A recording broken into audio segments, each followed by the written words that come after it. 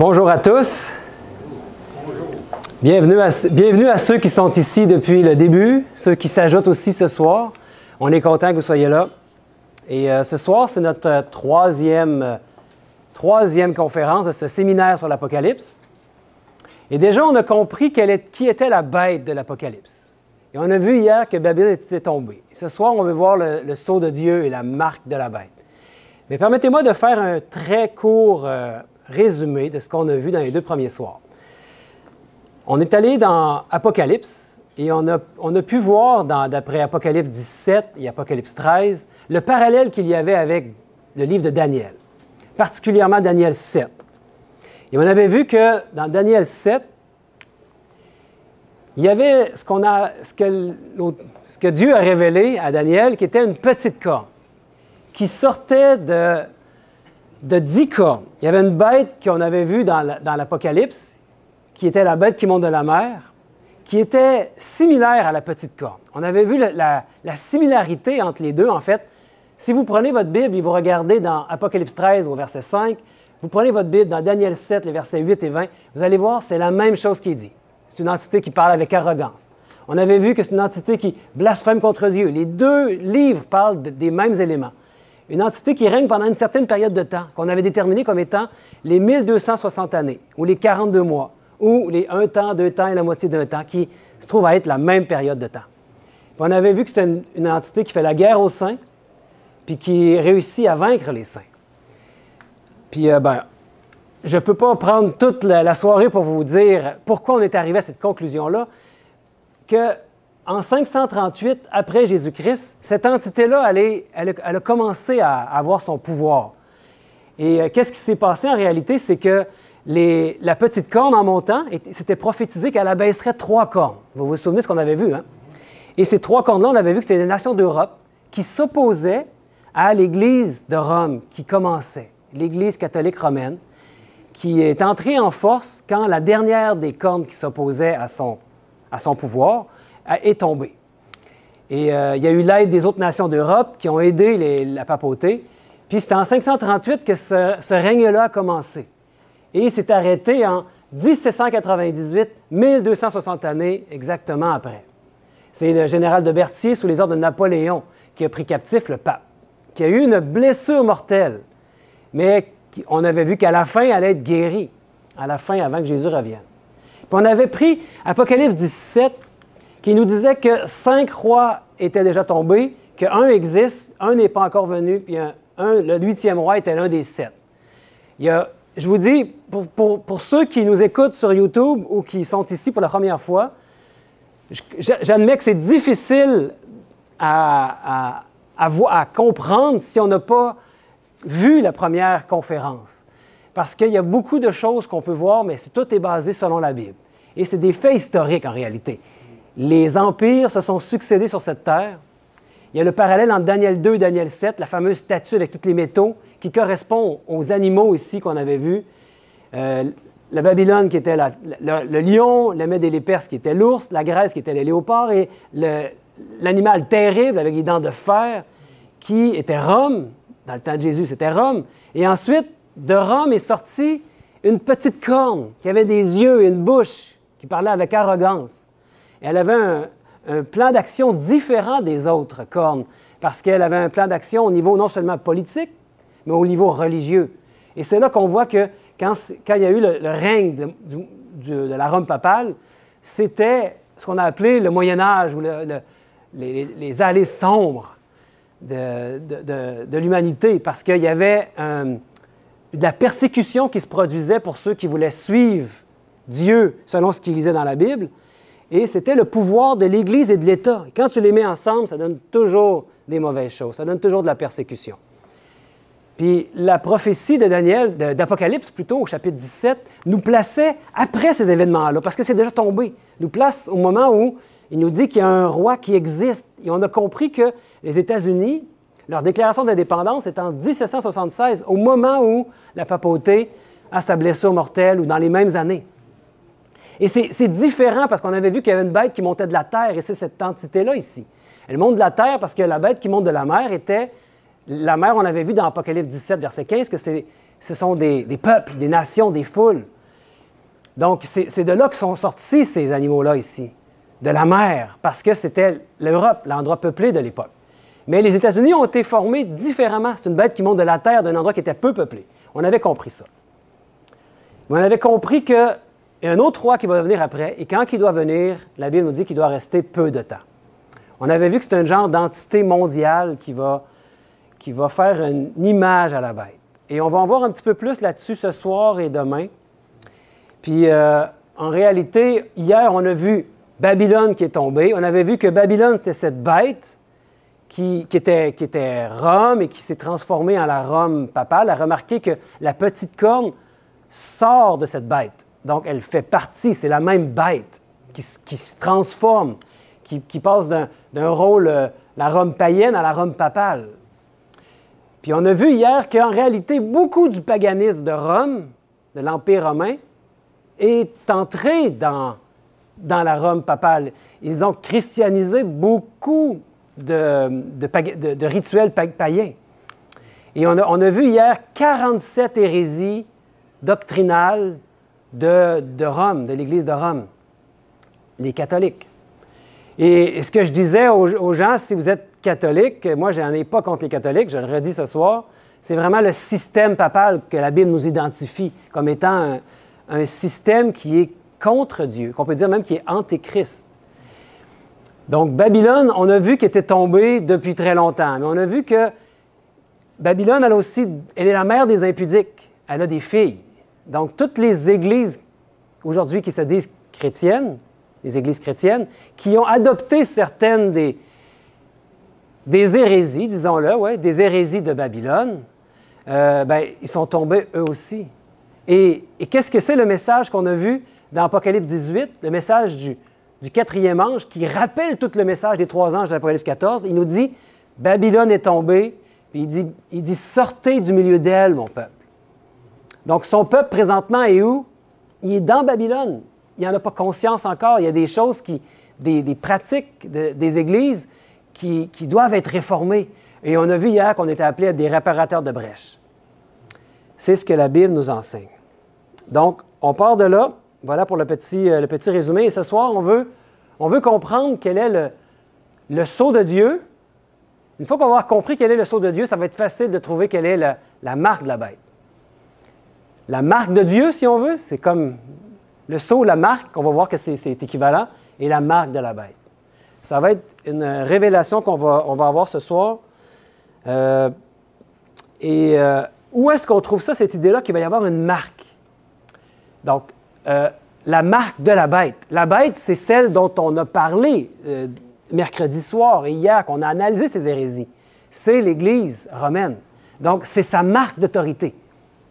Et ici, le sceau de Dieu, ça va être l'opposition. C'est une contrefaçon, la marque. C'est ce qu'on veut comprendre. Et dans le message des trois anges, on a dit au début qu'on voulait, à la fin de ce séminaire, comprendre le message des trois anges.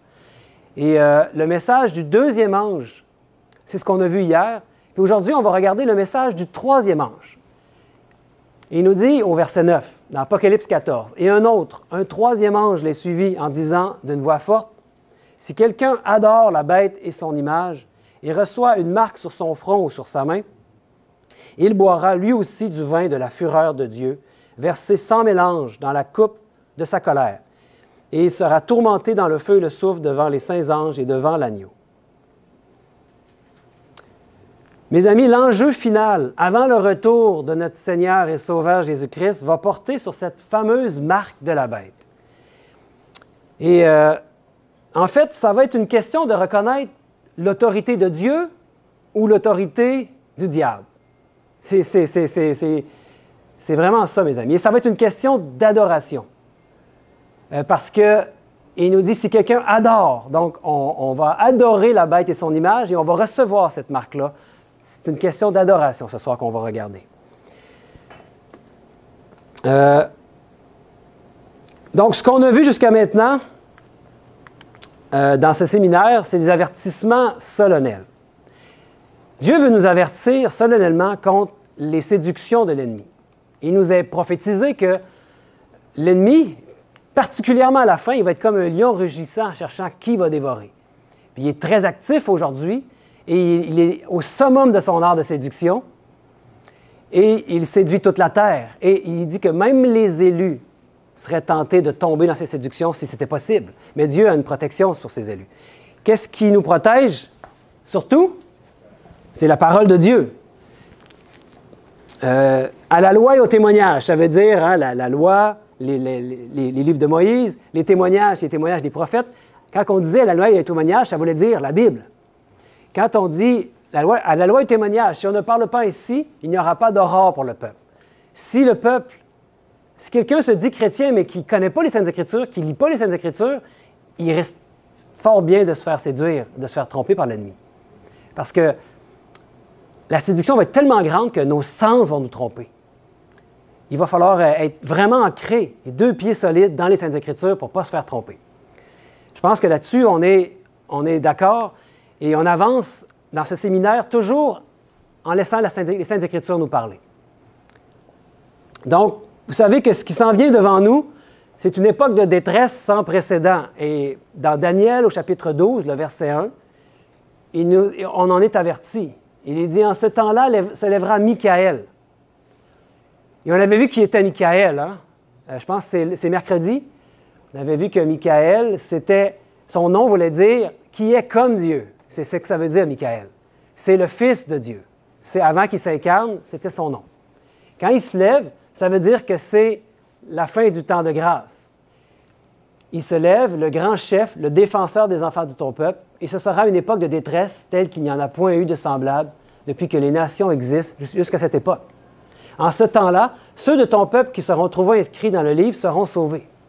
Mais ce que j'ai mis en rouge ici nous montre que cette époque-là, ce temps-là qui est devant nous, va être une époque de détresse telle qu'il n'y en a jamais eu dans l'histoire de l'humanité. Donc, on fait bien de se préparer et de lire les Saintes Écritures pour ne pas être trompé par ce qui s'en vient. Parce que ça va être dur de ne pas être séduit et de ne pas être trompé.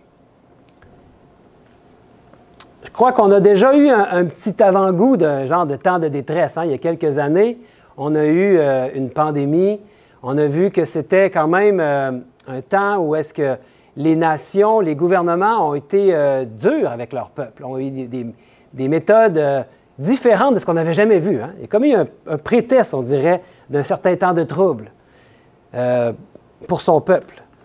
En tout cas, une certaine préparation. On a vu que chaque institution vénérable qu'on pensait être à l'abri des turbulences, à la fin, va être troublée, va se trouver à être vanité, va être détruite, va être secouée en tout cas. Et là, il y a un message solennel qu'on trouve dans Apocalypse 16 qui nous dit « Et les villes des nations tombèrent, et Dieu se souvint de Babylone la grande, pour lui donner la coupe du vin de son ardente colère.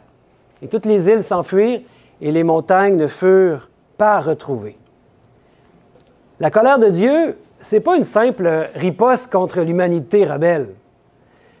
Notre Dieu est trop grand, trop sage pour cela, mais le temps de trouble à venir, c'est plutôt le résultat naturel de la manière de vivre égocentrique des humains de nos jours, n'est-ce pas? Une vie qui est souvent centrée sur soi, puis ça va être ça le résultat. Les gens sont rebelles et il va y avoir un résultat, il va y avoir une conséquence à ça. C'est pas parce que Dieu arbitrairement décide d'être en colère puis de s'en prendre aux humains. C'est les humains eux-mêmes qui vont avoir attiré la colère de Dieu. Et chacun des humains de cette terre va bientôt devoir se positionner. Il n'y a personne qui va être indépendant. Il n'y a personne qui va dire qui n'est pas dans un camp ou dans l'autre. Chacun va se positionner d'un côté ou de l'autre. Il n'y aura pas de zone grise. Aujourd'hui, il n'y a personne qui a encore reçu la marque de la bête. Elle est à venir. Il y a encore des gens aujourd'hui qui sont dans l'ignorance par rapport à ça. Mais à la fin, avant que Jésus revienne, chacun des êtres humains vivants sur cette terre va s'être positionné d'un côté ou de l'autre. Soit scellé par Dieu, par le sceau de Dieu, soit ayant pris la marque de la bête. Et c'est ce qu'on veut voir ce soir. Donc, la marque de la bête, ça se trouve être un test de fidélité pour les humains. Et ça va être, comme on l'a dit, une question d'adoration. Puis, vous savez que Daniel, c'est un livre qui est prophétique, hein? Puis je pense que je vous le disais hier, hein, que c'est un livre prophétique, mais même les premiers chapitres, qui souvent, on se sert de ces chapitres-là comme des histoires pour les enfants, comme par exemple la fournaise ardente, quand il y a les 3 Hébreux qui ont décidé de ne pas se prosterner devant la statue. Vous connaissez cette histoire? Et c'était un test de vie ou de mort pour Daniel. Et c'est ce qui va se produire à la fin aussi. Dieu va avoir un test de fidélité pour son peuple. Et ça se passe à l'époque de Nebuchadnezzar. On avait vu un petit peu la statue, hein, avec les différents métaux. Puis, Daniel avait interprété le rêve de Nebuchadnezzar. Puis, il lui avait dit qu'il allait avoir une succession des empires, que lui était la tête d'or, Babylone, mais que son royaume allait avoir une fin. Et Nebuchadnezzar avait accepté. Il était heureux parce qu'on lui avait révélé le rêve, puis après ça, il avait accepté l'interprétation. Mais quelques temps plus tard, l'arrogance était revenue en lui, puis il s'était dit, ben moi, je ne veux pas qu'il y ait une fin, mon royaume. Fait qu'il s'était fait une statue, mais tout en or. Un peu pour défier ce qu'il y avait eu comme révélation de Dieu. Il n'était peut-être pas encore très connaissant de Dieu, hein? Il était un peu au début de sa foi, parce qu'à la fin, il va se convertir à Dieu. C'est vraiment formidable. Et là, il va faire une statue tout en or, Nebuchadnezzar. Puis on va lire qu'est-ce qu'il dit. Daniel 3.1. Le roi Nebuchadnezzar fit une statue d'or, haute de 60 coudées et large de 6 coudées. Et il la dressa dans la vallée de Dura, dans la province de Babylone. Je ne sais pas si vous connaissez les coudées. 50 cm environ. En tout cas, ça représente 90 pieds de haut, 6 pieds de large. 27 mètres par 2 mètres. C'est énorme comme statue, en or. Et là, il avait demandé aux gens de son royaume, ils avaient été fait venir de toutes les provinces, puis ils devaient se prosterner au son de la musique devant la statue et adorer la statue. Est-ce qu'on peut adorer une statue? D'après les commandements de Dieu, on ne peut pas faire ça. Et les 3 Hébreux qui étaient présents, qui étaient des personnages importants dans le royaume parce qu'ils avaient reçu l'intendance, je crois, de Babylone. Hein? Et eux ne pouvaient pas se prosterner. Ils savaient très bien que Dieu défendait ça, leur Dieu qu'ils adoraient, notre Dieu. Et qu'est-ce qu'il avait dit, le roi? Il avait dit, « Quiconque ne se prosternera pas et n'adorera pas sera jeté à l'instant même au milieu d'une fournaise ardente. » Donc, c'était une question de vie ou de mort, le test de fidélité. C'est la même chose qui va arriver à la fin. Ici, les 3 jeunes Hébreux, tout ce qui se passe à Daniel, c'est un type de ce que vont vivre les 144 000, ceux qui vont être vivants au retour de Jésus. Et là, on comprend que c'est une question d'adoration, parce que ne se prosterner et ne pas adorer, ils ne veulent pas adorer, eux, la statue. Et ensuite, ça se poursuit au verset 17-18. « Voici, notre Dieu que nous servons peut nous délivrer de la fournaise ardente, et il nous délivrera de ta main, ô roi. Sinon, sache, ô roi, que nous ne servirons pas tes dieux et que nous n'adorerons pas la statue d'or que tu as élevée. » Il y avait une position ferme, et tout le monde s'était accroupi, mais eux étaient restés seuls debout. Peut-être qu'il y a un temps qui est devant nous où est-ce que aussi on va peut-être se sentir bien seul, mais n'oubliez pas que Dieu a un peuple sur cette terre, de toute langue, toute tribu, toute nation, et qu'il y a un peuple qui va rester fidèle. Et qu'est-ce qui est arrivé? Ils ont été mis dans la fournaise, ils l'ont même chauffé 7 fois plus, puis ceux même qui ont mis les 3 Hébreux dans la fournaise en sont morts tellement c'était chaud. Mais qu'est-ce qui est arrivé aux Hébreux? Est-ce que vous savez la fin de l'histoire? Ils se promenaient dans le feu, et il y avait un 4e qui était là. Et c'était le Fils de Dieu. Hein? Et il voyait 4 hommes. Et Nebuchadnezzar voyait 4 hommes se promener et ils n'avaient rien. Même seulement les liens qu'ils attachaient avaient brûlé. Eux étaient intacts. Quelle histoire! Et on voit que dans Apocalypse 7, à la fin, avant que Jésus revienne, il va y avoir des temps terribles de troubles, comme on l'a vu. Mais Dieu retient encore les vents de tempête. Et on trouve ça dans dans Apocalypse, au chapitre 7, au verset 1. Il dit, « Après cela, je vis 4 anges debout aux 4 coins de la terre. Et ils retenaient les 4 vents de la terre, afin qu'il ne soufflât point de vent sur la terre, ni sur la mer, ni sur aucun arbre. » Les vents dans la Bible, ça représente des tempêtes, des guerres, des troubles. Donc, il y a vraiment beaucoup de troubles qui sont sur le point d'éclater dans notre monde, comme une tornade dévastatrice. Mais qu'est-ce qu'il fait Dieu? Il demande à ses anges de retenir les vents de tempête. Pour quelle raison il fait ça? Qu'est-ce qui le motive à ce que les vents de tempête soient retenus? Parce qu'il y a un travail spécial qui est en cours. Et tant que ce travail-là n'est pas terminé, bien, il retient les vents de tempête, les guerres. Quel est ce travail spécial qui doit être fait parmi les humains? Bien, les versets suivants vont nous le dire. « Et je vis un autre ange qui montait du côté du soleil levant et qui tenait le sceau du Dieu vivant. Il cria d'une voix forte aux 4 anges à qui il avait été donné de faire du mal à la terre et à la mer. Et il dit, « Ne faites point de mal à la terre, ni à la mer, ni aux arbres, jusqu'à ce que nous ayons marqué du sceau le front des serviteurs de notre Dieu. » Et comment appelle-t-on ceux qui seront marqués du sceau de Dieu? Il dit, et j'ai entendu le nombre de ceux qui avaient été marqués du sceau, 144 000 de toutes les tribus des fils d'Israël. Des chrétiens parvenus à la maturité en Christ. Et si vous voulez en savoir plus, les 144 000, vous êtes invités à venir dimanche.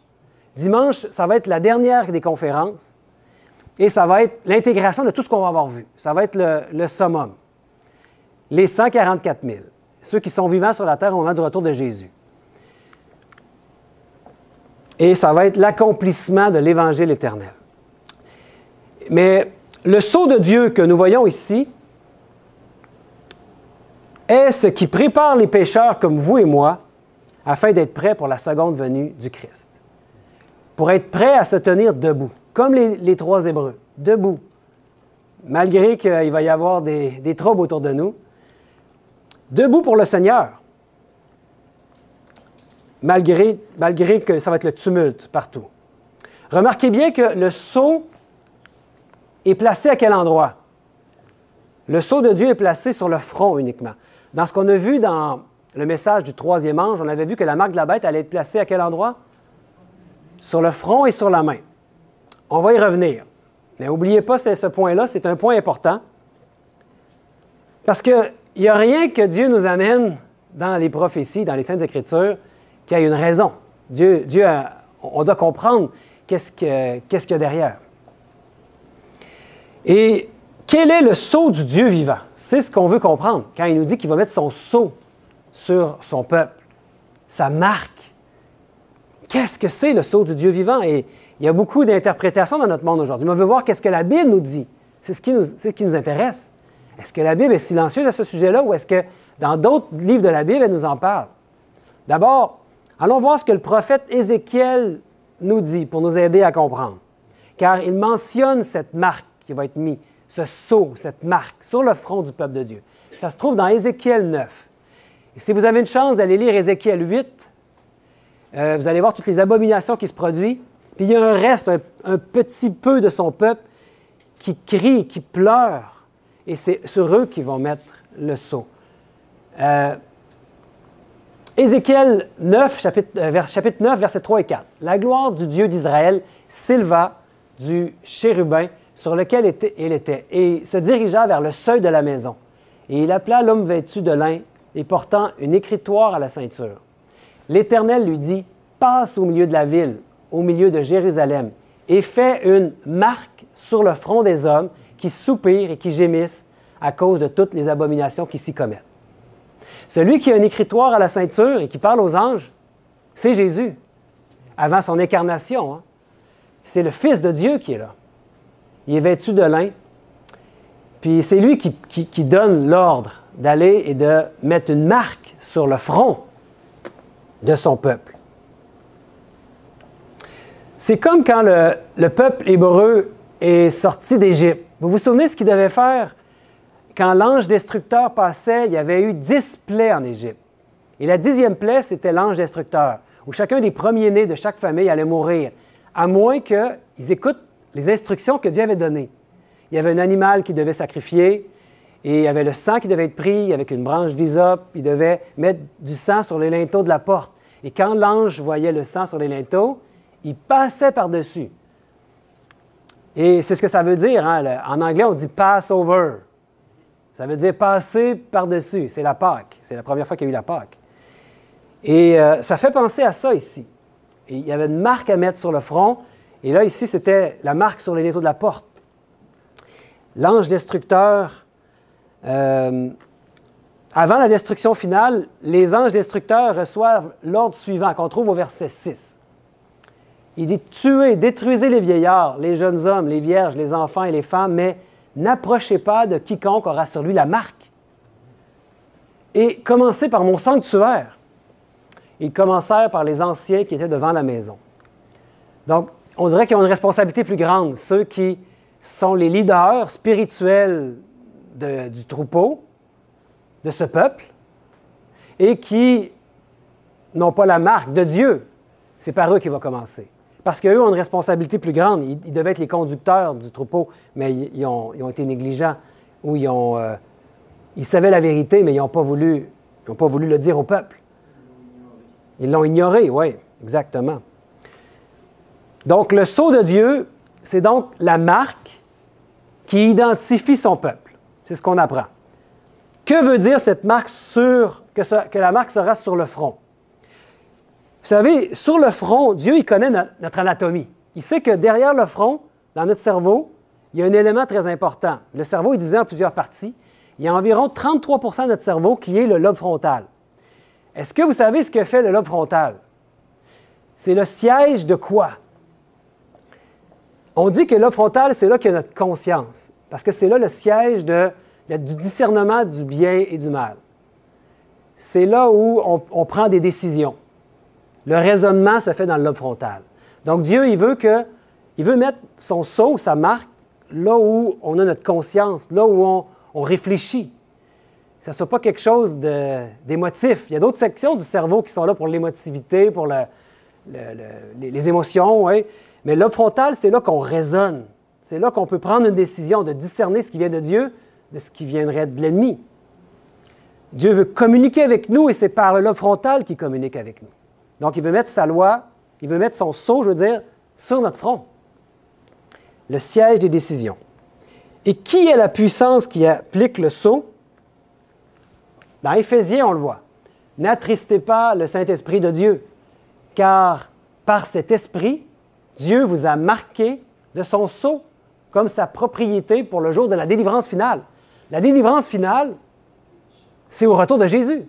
C'est là qu'on va recevoir la délivrance finale. Et Dieu, par son Esprit, marque ses enfants, comme si on est sa propriété. Vous savez, on est la propriété de Dieu de deux manières, hein, parce qu'il nous a créés, on lui appartient de cette manière-là, on est ses créatures, il est notre Créateur, mais après, il nous a rachetés par son Fils. Donc, il nous a adoptés dans sa famille, il nous a acquis par le sang précieux de son Fils. On est sa propriété. Et c'est merveilleux d'être la propriété de Dieu. Ce n'est pas négatif, hein? Et la puissance qui applique le sceau, c'est l'Esprit de Dieu lui-même.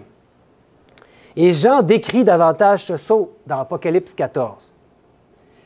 Et il dit que les 144 000 ont un nom écrit sur leur front.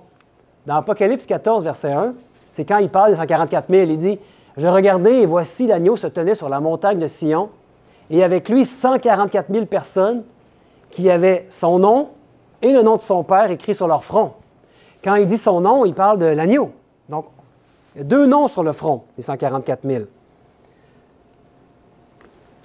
Et c'est le nom du Père et du Fils.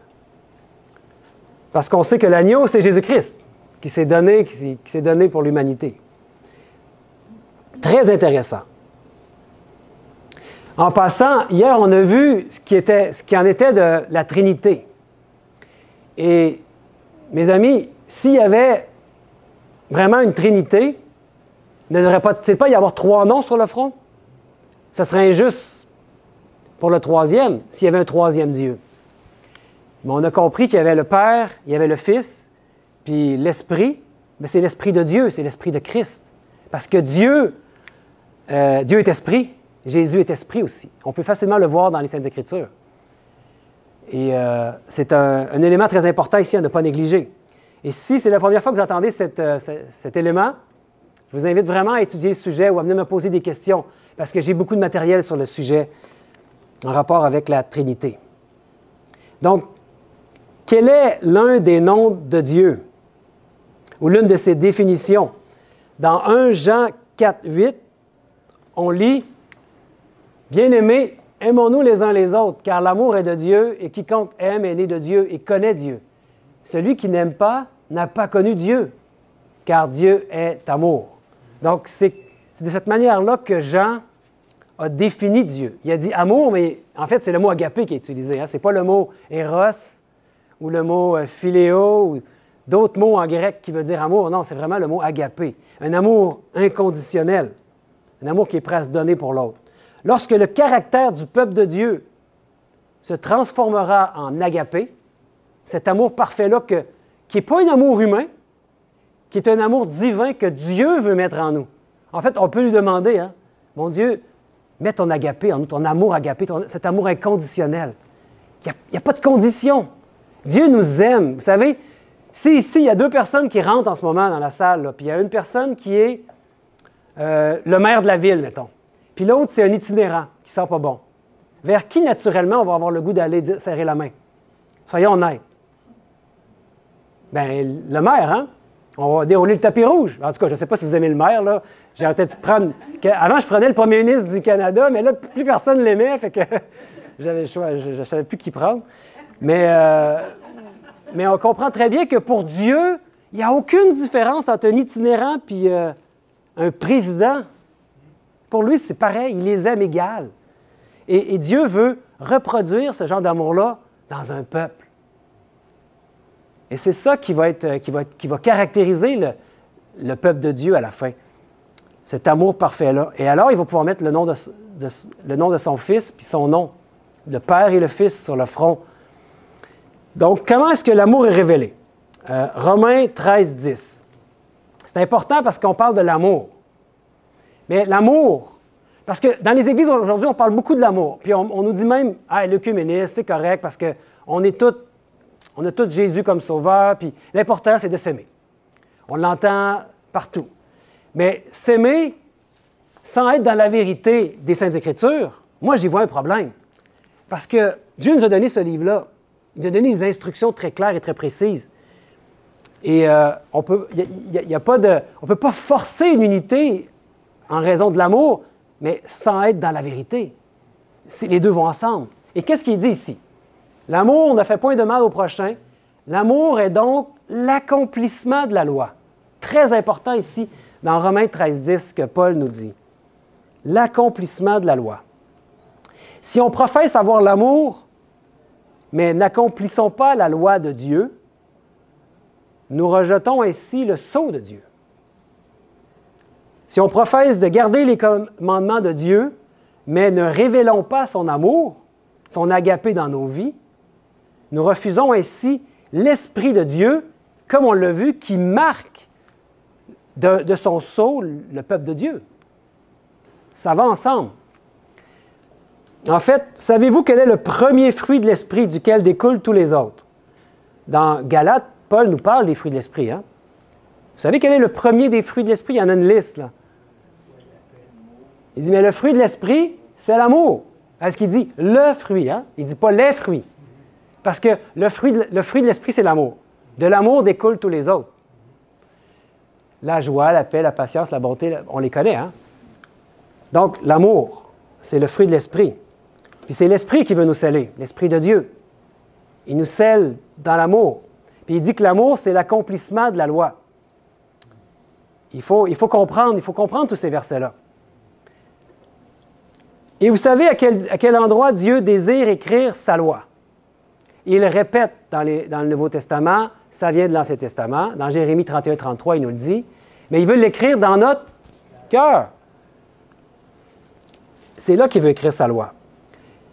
Et on veut comprendre c'est quoi le sceau de Dieu. Parce que là, on veut découvrir c'est quoi la marque de la bête. Donc, on va découvrir c'est quoi le sceau de Dieu. En fait, c'est le signe de l'autorité et il est associé avec les lois d'un gouvernement. En fait, un sceau, vous savez c'est quoi quand on parle d'un sceau? On ne parle pas d'une chaudière, là. On parle d'un sceau comme on mettait une marque, on mettait Souvent, il y avait une enveloppe, là, puis le roi voulait envoyer un message, et il prenait de la cire, il prenait son seau, puis il cachetait, puis là, personne ne pouvait l'ouvrir. Si c'était ouvert, on savait que le seau était brisé, donc il y avait quelqu'un qui avait trafiqué le message. Donc, il y avait un sceau. Et les rois avaient tous un anneau, la plupart du temps, une empreinte, un sceau. C'est ça, un sceau. C'est le signe de l'autorité de ce gouvernement. Puis il est associé avec les lois d'un gouvernement. Et que nous dit le livre d'Esther, au chapitre 8, sur le sceau? Ça dit, « Écrivez donc en faveur des Juifs, comme il vous plaira, au nom du roi, et scellez avec l'anneau du roi, car une lettre écrite au nom du roi est scellée avec l'anneau du roi, ne peut être révoquée. » Ça, c'était dans le temps des Mèdes et des Perses.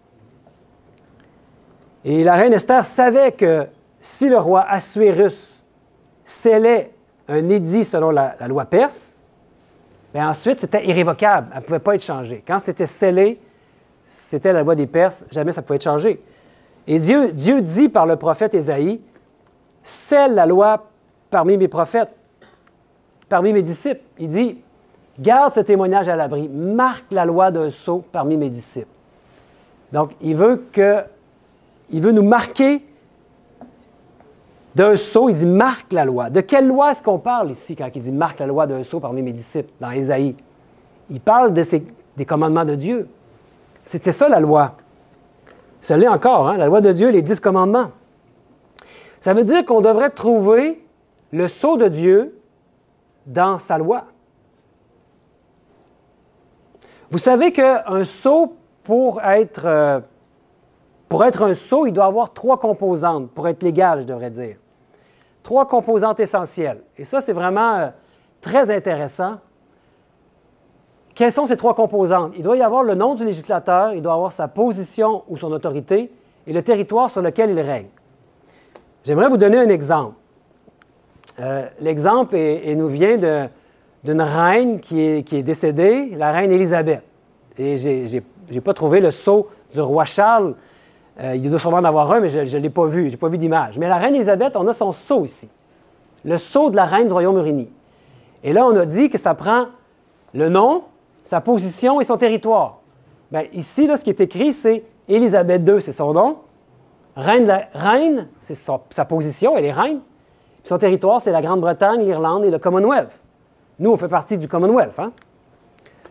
Donc, c'est un sceau. Un sceau doit avoir les 3 composantes. Maintenant, la question qu'on veut se poser, c'est où pouvons-nous trouver le sceau de Dieu dans sa loi?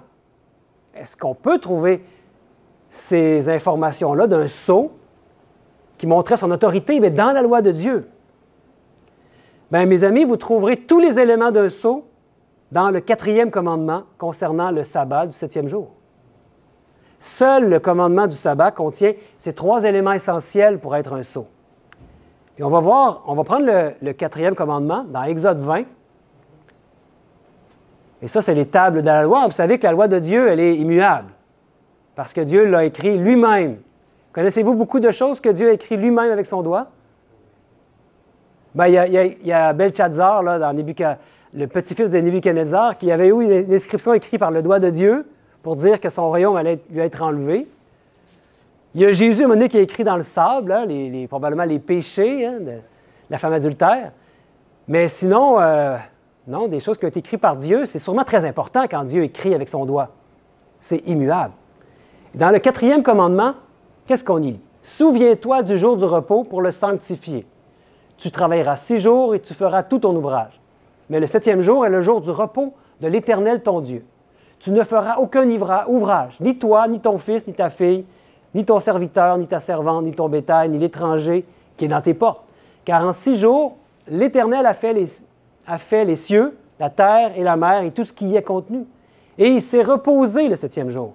C'est pourquoi l'Éternel a béni le jour du repos et l'a sanctifié. » Est-ce que vous avez vu les 3 composantes d'un sceau dans ce qu'on vient de lire? Je vais les mettre à l'écran ici. Ça dit car en 6 jours, l'Éternel, c'est le nom du législateur, n'est-ce pas? A fait. Donc, s'il l'a fait, ça veut dire c'est sa position, son autorité. Il est créateur. Il fait, il crée. Et ensuite, il y a les cieux, la terre et la mer et tout ce qui y est contenu. Donc, ça, c'est son territoire. sur lequel il règne. Donc, s'il règne sur les cieux et sur la terre et sur la mer, ça veut dire qu'il règne sur tout l'univers, tout ce qu'il a créé, en fait. Et c'est ça son royaume, c'est l'univers. Donc, il s'est reposé le septième jour. Voilà pourquoi il a béni puis il a sanctifié. Donc, ici, on a les trois éléments d'un sceau. Et quel est le message du premier ange? On en a parlé mercredi un tout petit peu. Je vous avais dit qu'on allait y revenir. Il est très important, le message du premier ange, car il dit « Craignez Dieu et donnez-lui gloire, car l'heure de son jugement est venue. » Il nous dit qu'il y a un message à donner parce que son jugement est venu. Et il nous a dit quelque chose juste après. Et on va aller le voir, ce message-là. « Je vis un autre ange qui volait par le milieu du ciel, ayant un évangile éternel pour l'annoncer aux habitants de la terre, à toute nation, à toute tribu, à toute langue et à tout peuple. Il disait d'une voix forte, « Craignez Dieu et donnez-lui gloire, car l'heure de son jugement est venue, et adorez celui qui a fait le ciel et la terre et la mer et les sources d'eau. » Est-ce que vous voyez une ressemblance avec le quatrième commandement de Dieu, où est-ce qu'on a vu qu'il y avait son sceau? Est-ce que vous voyez une similitude avec la loi de Dieu écrite sur les tables de pierre, dans le message du premier ange, qui est le message le plus solennel qui a jamais été donné à des mortels pour annoncer au monde, à toute tribu, toute langue, toute nation, tout peuple, et dire d'une voix forte? Ça veut dire que Dieu va donner une autorité à ce peuple-là, de donner un message. Et qu'est-ce que c'est qui est écrit? On voit le même principe. Je vais vous le montrer ici. Il disait d'une voix forte, « Craignez Dieu. » Dieu, le nom du législateur. « Et donnez-lui gloire, car l'heure de son jugement est venue. Et adorez celui qui a fait, c'est sa position, son autorité comme créateur. » Puis il nous dit quel est son territoire, le ciel, la terre, la mer et les sources d'eau. Le territoire sur lequel il règne. Pensez-vous que c'était un hasard que dans le message, les messages les plus solennels qu'on a donnés à l'humanité, il y a le sceau de Dieu qui nous rapporte au quatrième commandement? Il n'y a pas de hasard, mes amis. Dieu, il sait ce qu'il fait. Il nous a mis ça dans les Saintes Écritures parce qu'il y avait quelque chose à nous dire. Et quand Ésaïe dit « Lis le témoignage, scelle la loi parmi mes disciples », mais il a parlé d'un travail de restauration de la loi de Dieu. Un travail, en fait, c'est un retour à son autorité légitime. Il a l'autorité, Dieu. Elle est à lui, l'autorité, parce qu'il est notre Créateur. Il règne sur l'univers. Et quelque chose dans la loi de Dieu avait évidemment été négligé par les disciples de Dieu. D'ailleurs, quand on regarde le commandement de Dieu, il est écrit « Souviens-toi ». Dieu savait qu'on allait avoir tendance à oublier ce commandement-là. Donc, ce quelque chose doit maintenant être restauré par l'ange qui doit mettre le sceau de Dieu sur le front de son peuple. Avant de mettre le sceau de Dieu sur le front de son peuple, le message du troisième ange, il doit restaurer quelque chose. Et il nous en parle ici. Il fait un lien avec le quatrième commandement, le sabbat du septième jour. Avant le retour de Jésus, ce travail-là doit être fait pour sceller un peuple. Donc, j'ai une question pour vous. Puis je pense que la réponse est évidente, mais quel est le commandement parmi les 10 qui est souvent le plus négligé par les disciples de Dieu aujourd'hui? Bien, évidemment, c'est le quatrième, le commandement du sabbat. Beaucoup se sont détournés du vrai sabbat. Pourtant, Jésus lui-même pratiquait le sabbat. Et les disciples de Jésus, vous avez juste à regarder dans les Actes des Apôtres, c'est clair qu'il allait à l'Église le septième jour, le sabbat. Qu'est-ce qui s'est passé? On a vu un petit peu hier que la petite corde allait espérer changer les temps et la loi. Donc, le septième jour, c'est quel jour, ça? Est-ce que c'est samedi ou c'est dimanche? On ne le sait plus.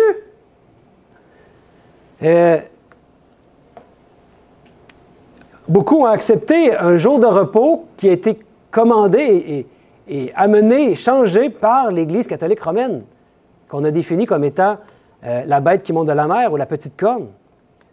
Et mes amis, c'est évident aujourd'hui, quand on regarde les calendriers, bien qu'il y ait des calendriers qui ont été changés, mais que le premier jour de la semaine, c'est le dimanche. On le sait, ça. Et le samedi, c'est le septième jour. Ça n'a pas changé. Il y a des calendriers aujourd'hui qui mettent comme... Parce qu'on a comme dans l'idée qu'on travaille 5 jours, et après ça, c'est la fin de semaine, donc dimanche serait comme le septième.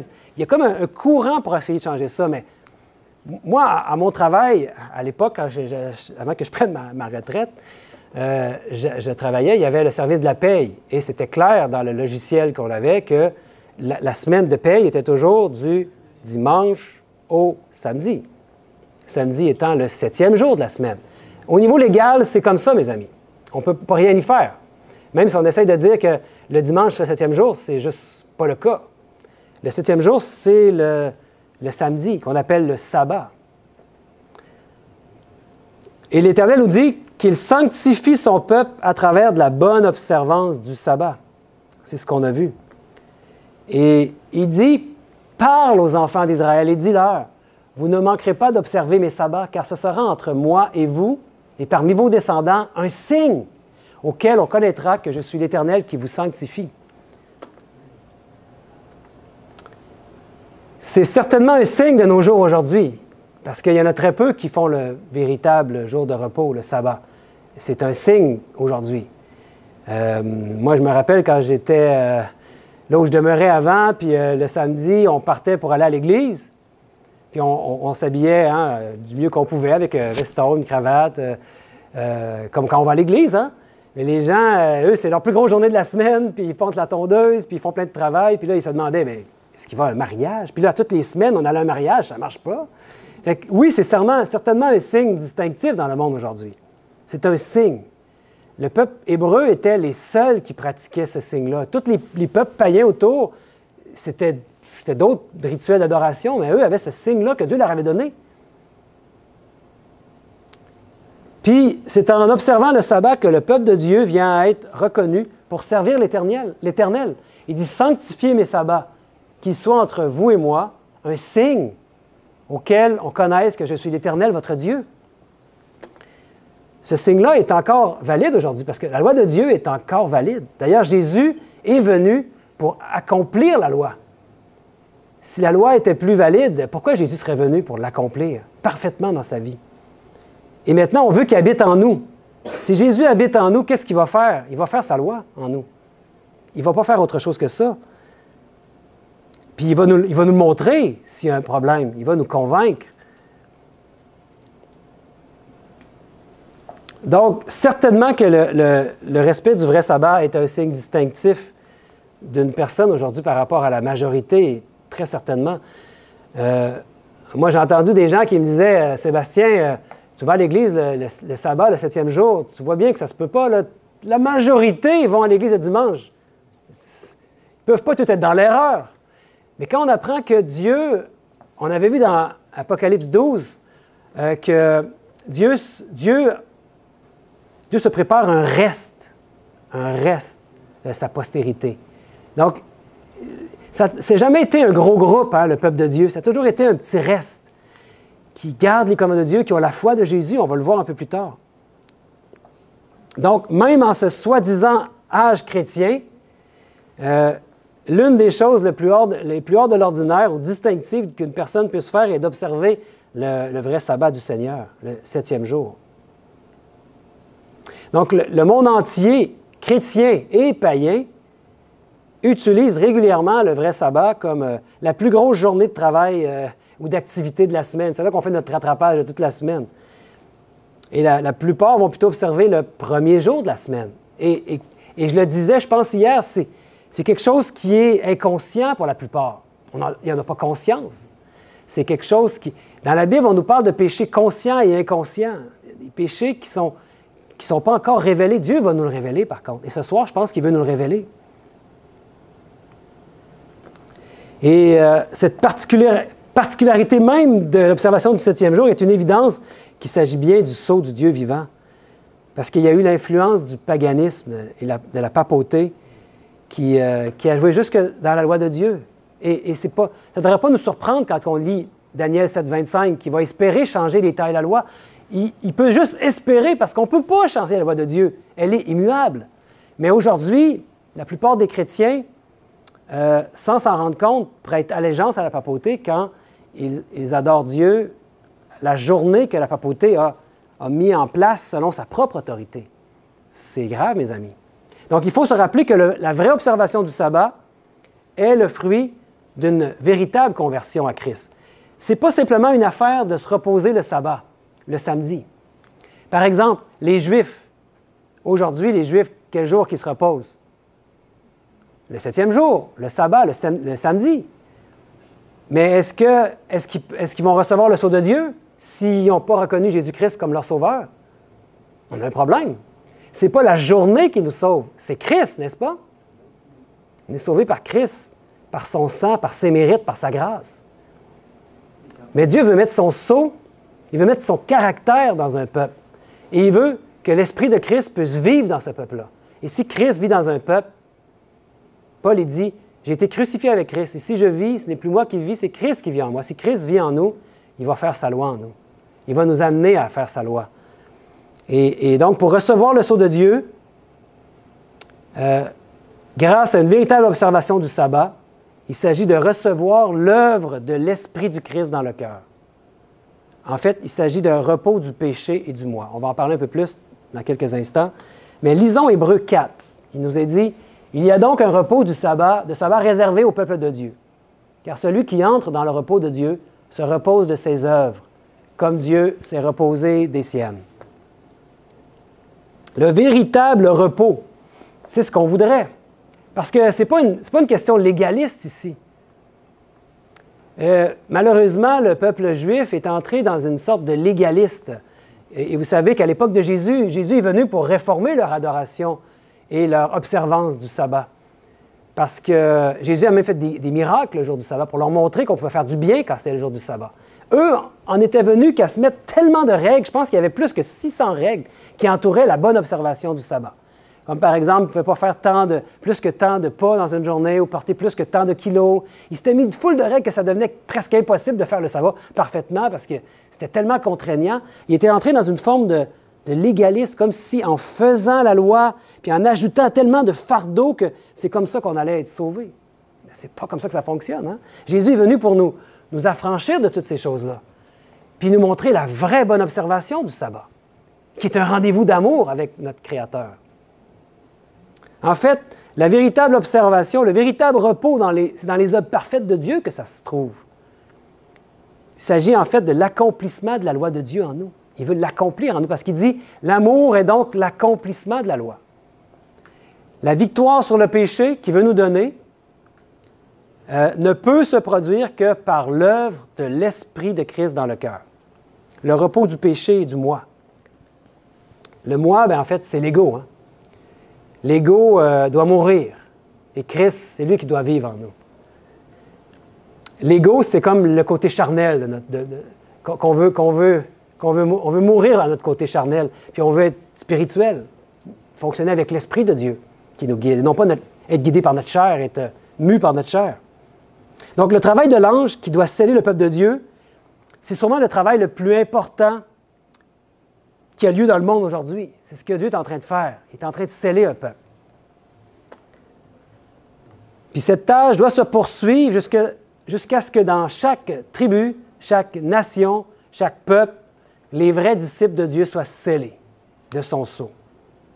Aucune puissance sur terre ne peut empêcher la réalisation de ce travail. C'est pour cette raison que les 4 anges continuent à retenir les 4 vents de guerre et de tempête sur notre monde. Parce qu'il attend encore son peuple. Son peuple n'est pas encore prêt à être scellé. Il y en a qui font partie de son peuple qui n'ont pas encore cette vérité. Qui va illuminer toute la terre avec une grande autorité et beaucoup de lumière et une grande puissance, qui nous est dit dans Apocalypse 18. Donc, ils retiennent, les quatre anges ont ordre de Dieu de retenir encore les vents pour que le travail de l'Évangile puisse aller de l'avant. Mais seulement encore pour un peu de temps. On voit qu'il y a des signes qui nous montrent qu'on est proche d'un accomplissement final de toutes ces prophéties.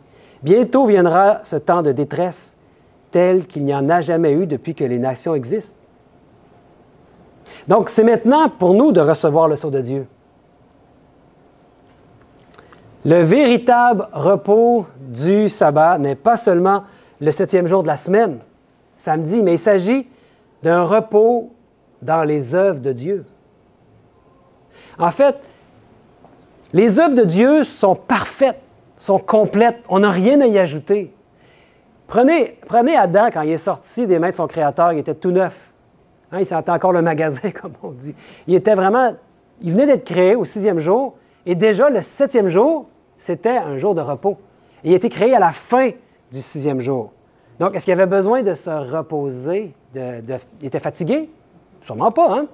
Et sa première journée à Adam a été ce rendez-vous spécial avec son Créateur. Et là, tout ce qu'il y avait à faire, c'était d'entrer dans les œuvres parfaites de Dieu. Dieu avait créé toute cette terre merveilleuse pour lui. Est-ce que Adam aurait pu dire « Hey, mon Dieu, c'est beau ce que tu as fait, là, mais là, les fleurs là-bas, là, c'est pas cette couleur-là que je les aurais faites. Moi, il aurait été plus beau une autre couleur. » Non, tout ce qu'il avait envie de dire, c'était « C'est parfait, tout est parfait. » Et c'est ça le sabbat.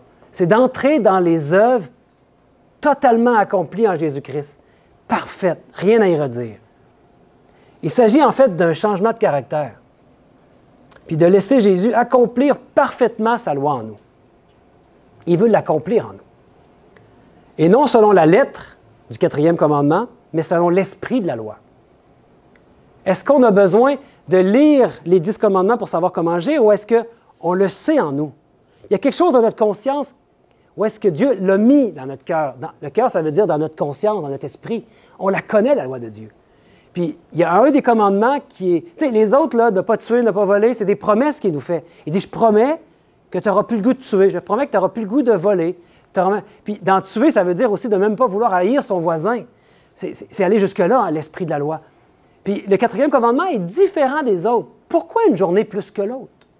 C'est parce que c'est son signe d'autorité. On reconnaît son autorité. Alors que l'ennemi, lui, a fait une contrefaçon. On va le voir. Puis par son autorité, il a changé un commandement de Dieu. On ne peut pas faire ça, changer un commandement de Dieu, mais ils l'ont fait. Donc, le sabbat, ce n'est pas une question, ce n'est pas à faire de manière légaliste pour être sauvé. Non, ce n'est pas ça le sceau de Dieu. C'est son amour qui met en nous. Il nous change notre caractère. Il veut écrire sa loi dans notre cœur. C'est très différent.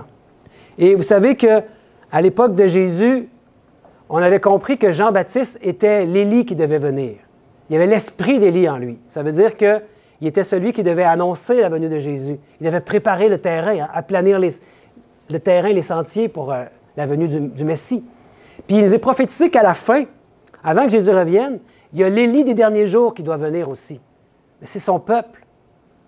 Nous sommes appelés à faire partie de cette proclamation du message, d'être comme des Jean-Baptiste pour préparer la deuxième venue de Jésus sur cette terre, dans toute sa puissance de réconciliation, l'Élie des derniers jours. Puis il y aura bientôt un peuple de toute nation qui s'agenouilleront ensemble devant la croix du Fils de Dieu, puis qui vont avoir perçu toute la signification de ce qu'il a fait pour nous.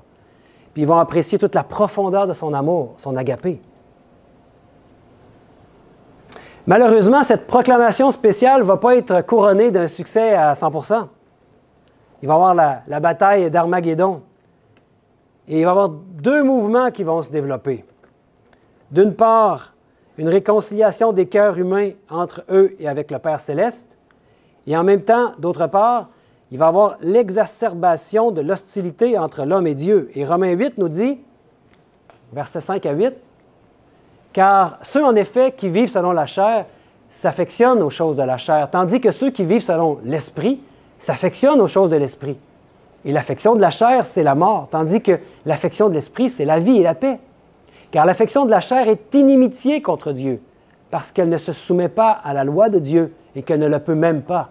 Or, ceux qui vivent selon la chair ne sauraient plaire à Dieu. » Ce sera la polarisation ultime de la race humaine, l'heure de son jugement, comme on l'a vu dans le message du premier ange.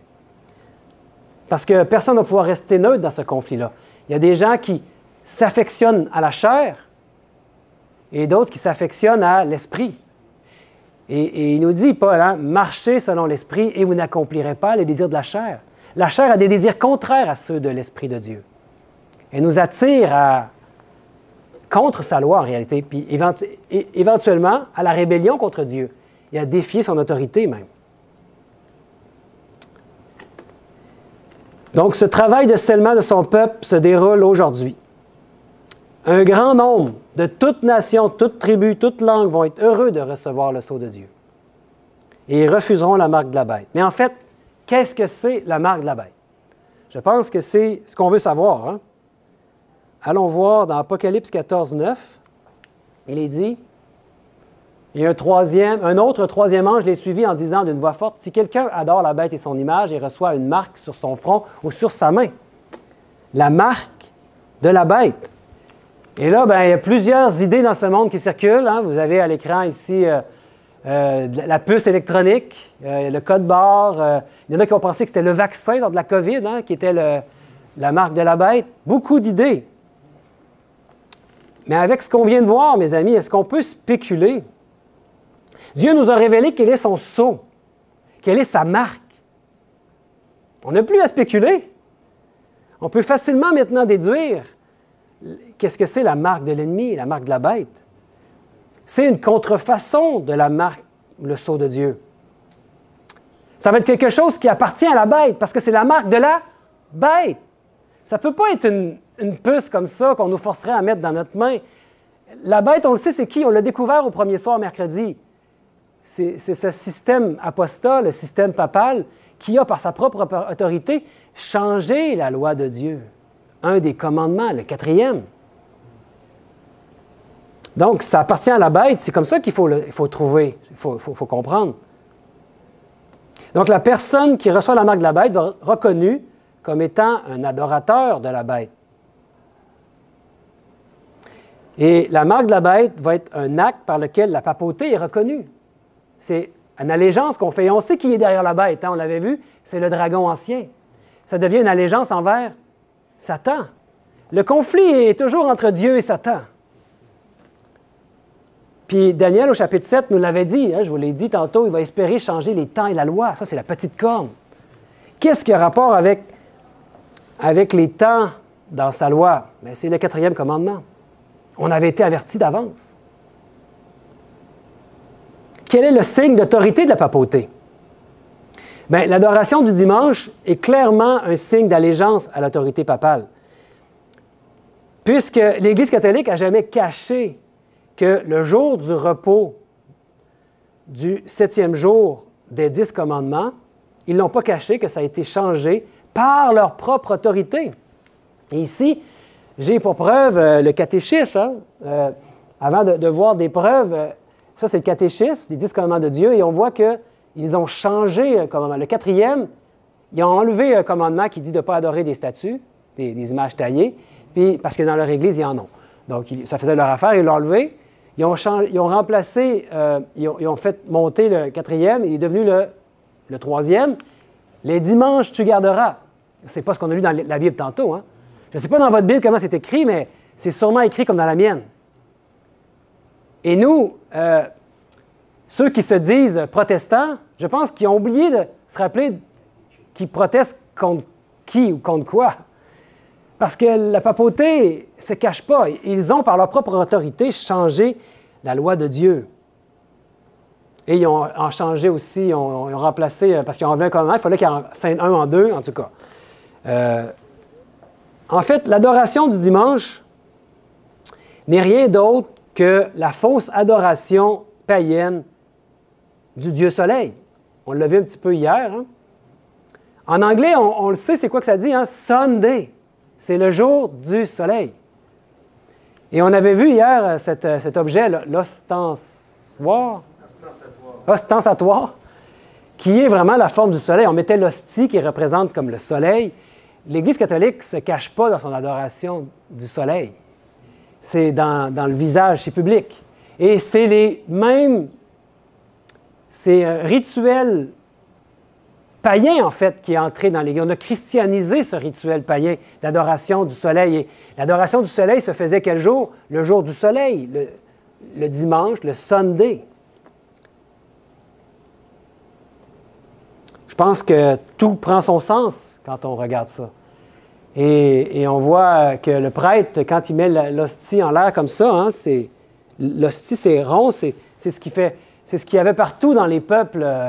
Il y avait le rond par-dessus sur la tête des Égyptiens, là, des hiéroglyphes, et c'est toujours ce moyen-là qui est utilisé.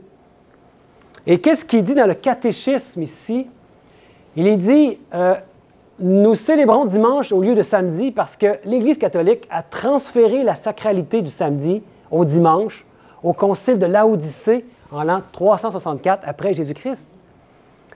Pour quelqu'un qui est catholique puis qui croit que la tradition des pères de l'Église est aussi importante, comme on l'a vu hier, que la Bible, bien, il dit, bien, c'est correct, les pères de l'Église avaient le droit de changer un commandement de Dieu parce qu'ils représentent Dieu sur cette terre. Même le pape se dit Dieu sur cette terre.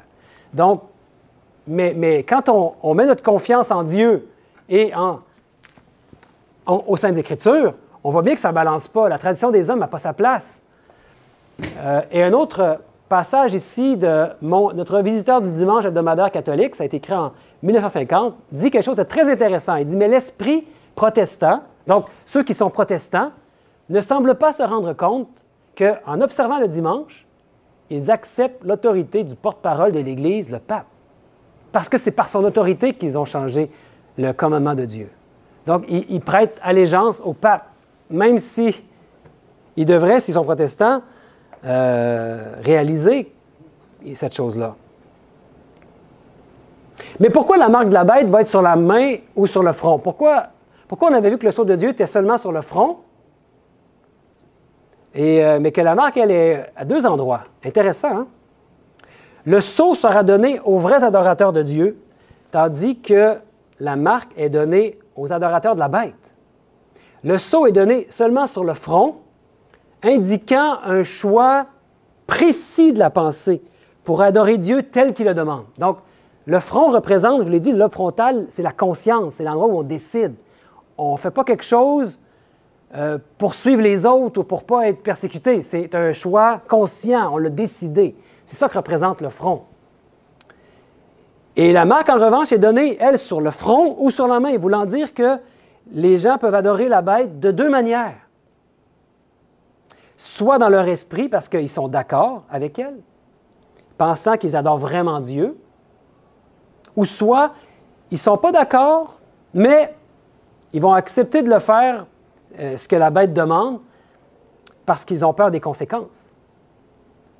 Et il y a des conséquences graves de leur opposition, hein, vous savez, telles que l'impossibilité d'acheter ni vendre, nous dit le texte, et aussi la mort éventuellement. Ils vont vouloir mettre à mort ceux qui s'opposent et qui ne veulent pas prendre la marque de la bête. Donc, soit le front, c'est quelque chose de conscient, ou soit la main par convenance. Et on a juste à penser justement à la COVID quand il y a eu le vaccin. Hein. Si on voulait continuer à aller au restaurant, ça nous prenait une passe vaccinale, là, oui. Donc, il y a des gens qui... Puis là, moi, je ne vais pas mettre un jugement par rapport à ça. Là. Chacun était libre de prendre ses décisions. Mais il y avait clairement un choix, soit que tu ne voulais pas le faire dans ta conscience, mais que tu le faisais quand même parce que tu voulais continuer à avoir des privilèges. C'est un peu la même chose qui va arriver à la fin. Ça va être soit par convenance, parce que la conséquence est tellement grave que tu vas suivre tout le groupe, tout le reste. Parce que sinon, tu vas être persécuté, puis les gens n'ont pas le goût d'être persécutés. Si ce n'est pas quelque chose qui est vraiment ancré dans la conscience, comme le sceau de Dieu va être mis dans la conscience seulement, personne ne va recevoir le sceau de Dieu par convenance. Ça va être vraiment un choix précis de notre conscience, de notre esprit. Mais est-ce possible qu'une loi forçant l'observation du dimanche comme jour de repos puisse venir un jour? Je veux dire, hey, voyons, ça ne se produira jamais, ça. Puis justement, pendant la COVID, hein, j'ai mis un petit clin d'œil ici, parce que le gouvernement Legault avait voté à un moment donné une genre de loi du dimanche, comme une prémisse de loi du dimanche. J'avais mis un article ici. Hein. On avait fermé les commerces. Comme c'était à l'époque, hein, quand moi j'étais jeune, les commerces étaient fermés le dimanche. Puis on voit que ça peut revenir, parce qu'il voulait donner un repos aux gens dans les commerces, puis il avait fermé tous les commerces. Je me dis, oh, ouais, c'est quelque chose qui, en temps normal, ne peut pas se produire, mais en temps de crise, ils l'ont fait, mes amis. Donc, c'est quelque chose qui risque de revenir. On ne devrait pas s'en étonner. Donc, dans un futur rapproché, il va y avoir une loi universelle, une loi du dimanche qui s'en vient. Une crise sans précédent qui va arriver, surtout pour le peuple de Dieu. Quelque chose qu'on doit se préparer dès maintenant. parce qu'on ne pourra plus acheter ni vendre à ce moment-là, si on veut être fidèle à Dieu. Et je vois aussi une connexion avec ce qui se passe avec la crise de l'environnement. Vous allez me dire, mais de quelle manière? Puis vous allez voir que le pape François avait écrit en 2015 un encyclique qui s'appelait Laudato Si, qui veut dire la sauvegarde de la maison commune. Ou, je pense que ce n'est pas ça que ça veut dire, mais c'est à ce sujet-là que ça veut dire. Le livre était à ce sujet-là, sur la sauvegarde de la maison commune. Donc, l'idée, c'est qu'il y a des idées là-dedans pour sauver la planète. En fait, les humains doivent s'unir pour sauver la planète. Puis, qu'est-ce qui est amené beaucoup? C'est l'alliance du dimanche. Donc, on met de l'avant l'idée que si on se repose une journée par semaine, on va sauver la planète. Ça veut dire que si on s'arrête, on arrête toutes nos usines, on arrête toute la pollution pendant une journée, 1/7 du temps, bien, ça va donner un repos à la planète, puis on va la sauver. Les fameuses émissions de gaz à effet de serre et toutes ces choses-là. Puis moi, j'ai absolument rien contre la protection de l'environnement. Je fais mon recyclage et j'essaie de protéger l'environnement du mieux que je peux. Mais on se sert de cette crise-là, de l'environnement, on l'instrumentalise à nos fins. Parce qu'on nous parle du sabbat vert. Il y a le Green Sabbath Project, c'est en anglais, là, pour sauver Gaïa. Gaïa, c'est comme une nouvelle religion, c'est la religion de la nature. Le Green Sabbath Project. Is there nothing you can do about the environment? Nothing must be one of the best things you can do. Donc, est-ce qu'il n'y a rien que vous pouvez faire pour l'environnement? Bien, ne rien faire, c'est peut-être la meilleure chose que vous pouvez faire. Donc, c'est l'idée qu'on doit se reposer une journée par semaine. Donc, ceux qui ne sont pas des gens qui veulent faire le dimanche de pleine conscience au niveau de la religion, bien, on va les avoir d'une autre manière. On va les amener à se reposer le dimanche, mais pour sauver la planète. Forcer dans le monde entier l'adoration du dimanche. C'est quand même des choses intéressantes. Peut-être que ça va venir de cette manière-là. On vous dirait que ça se dessine. Quand on s'éveille à ces choses-là, puis qu'on commence à écouter les informations, souvent, on comprend pourquoi il y a un genre de propagande à ce niveau-là. Et il faut s'éveiller parce que la propagande, elle est partout autour de nous. Et l'ennemi essaie de nous amener dans son agenda. Puis l'ennemi est expert dans la division, dans la polarisation des peuples. On appelle ça la dialectique hégélienne. Hein? Créer une thèse, créer une antithèse, puis après ça, ils arrivent avec la synthèse. Ils vont régler le problème à leur manière. Mais il faut qu'il y ait deux camps qui ont l'air de s'opposer. Puis après, on arrive avec une solution quand c'est la crise. Puis le pape et beaucoup d'autres militent déjà, mes amis, pour qu'on ait une journée de repos pour la terre. Le pape parle pour la terre. Et quelle journée va être le sabbat vert? Ça ne sera pas le samedi, je vous l'annonce. Hein? Ce qui milite là-dedans, c'est pour le dimanche, le Sunday là. Et vous savez que les États-Unis ont failli passer une loi du dimanche dans les années 1888, dans ces coins-là. Puis ça n'avait pas passé à ce moment-là. Le peuple de Dieu n'était pas prêt. Mais il y a une loi du dimanche qui se prépare. Et vous savez que s'il y en a qui ont des doutes par rapport au samedi, que c'est bien le 7e jour, j'ai mis ici à l'écran en 108 langues le nom pour le sabbat du 7e jour, qui correspond à samedi. S'il y en a qui ont déjà parlé l'espagnol, par exemple, ça s'écrit sabado. Donc, dans la langue même, c'est clair que c'est le sabbat. Dans notre langue, samedi, c'est plutôt pour une planète, là, hein, c'est Saturne, je pense. Ce n'est pas significatif pour le samedi, mais le sabbat. Mais ici, dans 108 langues, il y a ça dans la langue, que le samedi, c'est le sabbat. Il n'y a pas de doute, mes amis. Et on avait parlé mercredi, du 6e roi d'Apocalypse 17, qui va bientôt parler comme un dragon. Les États-Unis, qui ont été créés avec des bons principes comme un agneau, mais qui à la fin vont parler comme un dragon. Puis vous vous souvenez, hein, les États-Unis étaient cette entité. Je vis monter de la terre une autre bête qui avait 2 cornes semblables à celles d'un agneau et qui parlait comme un dragon. Au chapitre 13. Donc, les États-Unis vont bientôt parler comme un dragon. Il va bientôt y avoir aux États-Unis une image de la bête qui va être formée. Vous êtes-vous déjà demandé c'est quoi cette image de la bête? Comment était la bête quand elle était en force, dans le temps du Moyen Âge, là, cette période de suprématie papale où il y avait le pouvoir politique et religieux, c'était un temps d'intolérance parce qu'on mariait l'Église et l'État. Donc, c'est ce même genre d'union de l'Église et de l'État qui s'en vient aux États-Unis. Parce que les États-Unis vont bientôt parler comme un dragon. Ils vont faire une image à la bête. Et on le voit ici, hein, dans le verset suivant. « Et elle séduisait les habitants de la terre par les prodiges qui lui étaient donnés d'opérer en présence de la bête, disant aux habitants de la terre de faire une image à la bête, qui avait la blessure de l'épée qui vivait. » C'est la papauté. On avait vu que c'était le 5e roi qui va revenir comme étant le 8e.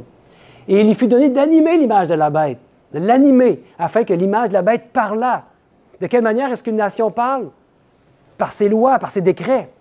Et qu'elle fit que tous ceux qui n'adoraient pas l'image de la bête fussent tués. Donc, si on veut prendre, on veut pas prendre la loi du dimanche, si on veut avoir une autre journée d'adoration, il nous est prophétisé qu'il va y avoir des lois qui vont être créées et que ça va être une sentence de mort. Faites-vous-en pas, hein? Dieu protège son peuple.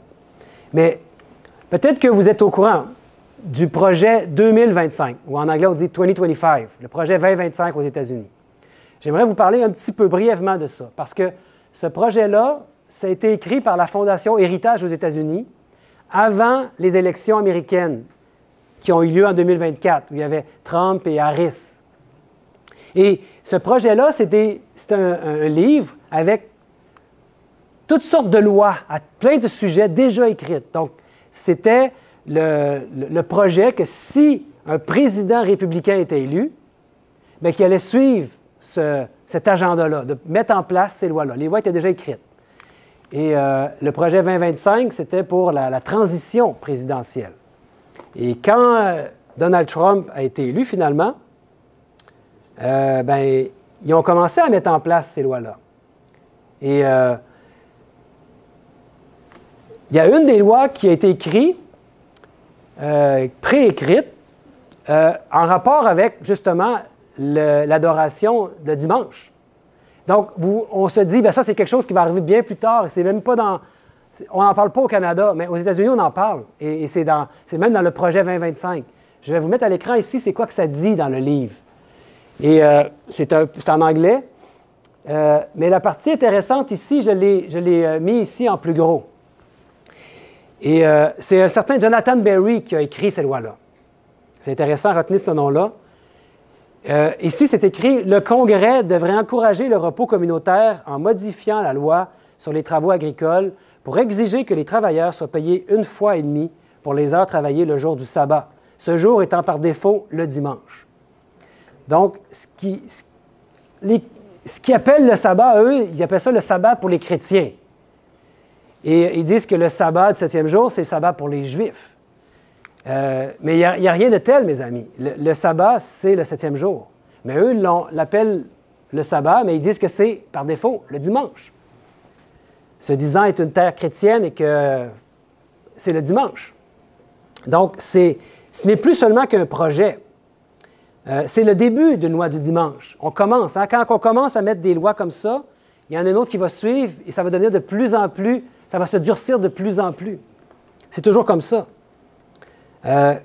Quand Trump est arrivé à la présidence, lui qui s'était pourtant dissocié de ça pour être élu, mais c'est drôle, il est en train d'appliquer toutes ces lois-là. Vous savez qu'au début de sa présidence, Trump a mis en place énormément, il a fait beaucoup de décrets présidentiels, sans passer par le Congrès. Il a émis des décrets par sa propre autorité et il a passé beaucoup de lois. En fait, le projet 2025, qui contient, je pense, sous toute réserve, là, plus de 600 lois, ou je pense que c'est 300 plutôt. Je pense que je ne l'ai pas mis à l'écran. Oui, ici. Il y en a déjà, il y a 319. L'objectif, c'est de passer 319 lois ou décrets. Il y en a déjà 48 qui sont accomplis.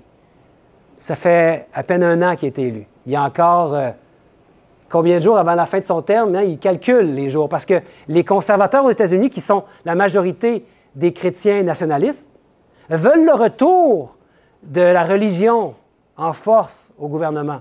Ils poussent pour des lois religieuses appliquées par le gouvernement. Vous ne trouvez pas ça inquiétant, mes amis? Donc, c'est un retour à l'intolérance qui caractérisait le Moyen Âge.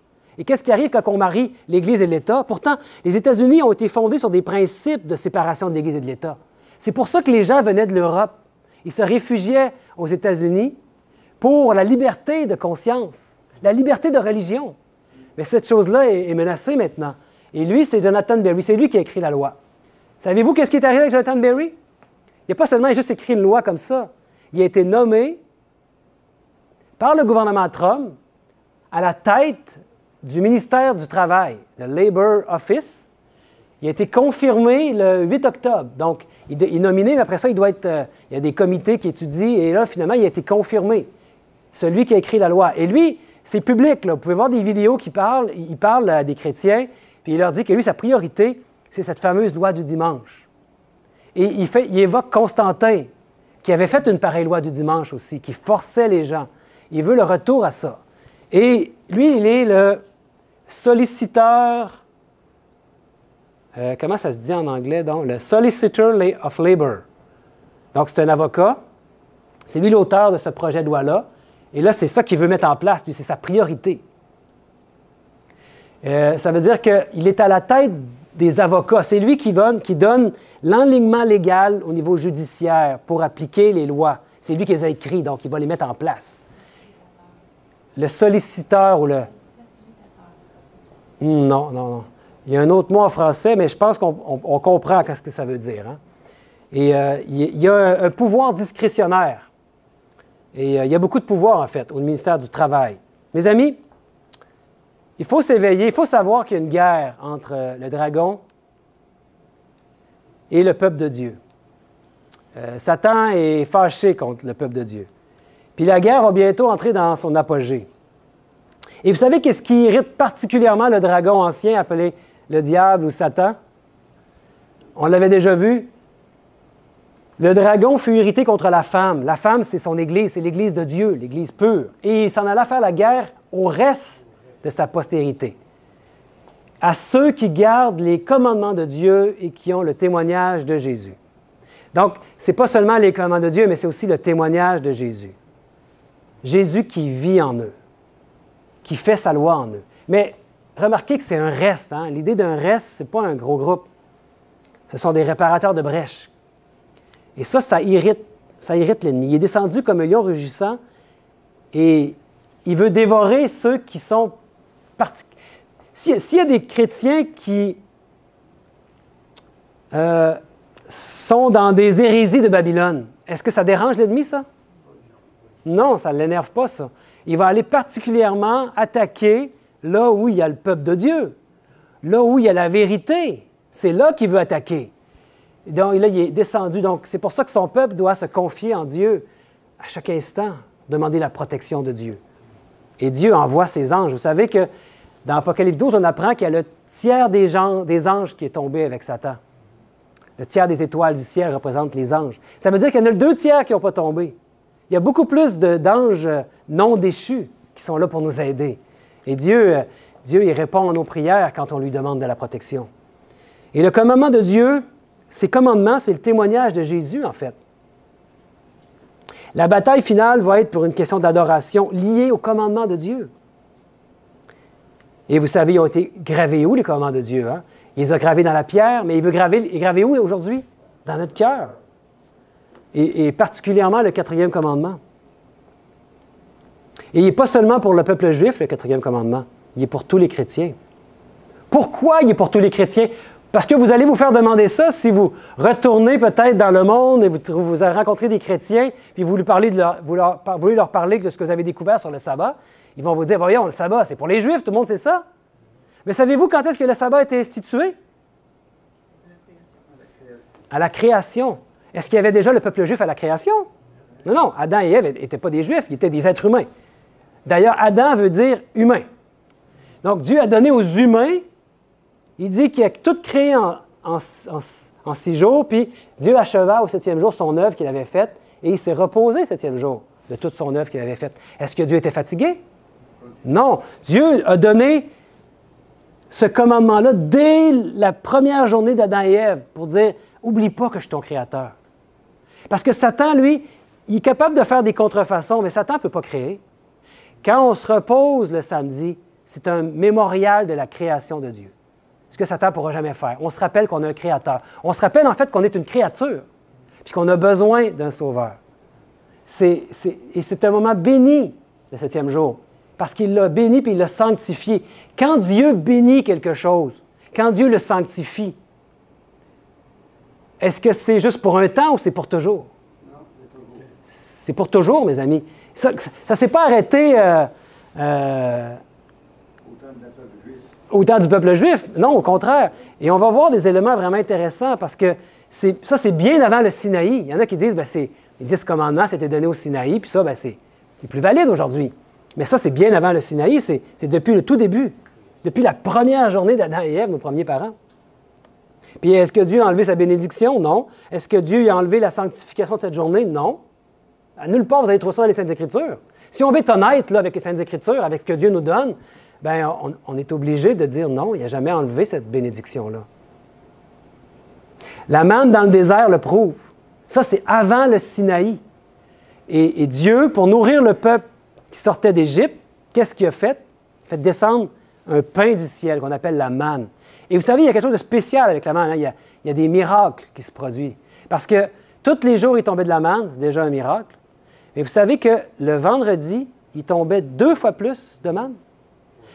Puis un autre miracle qui se produisait, c'est que le samedi, il n'en tombait pas.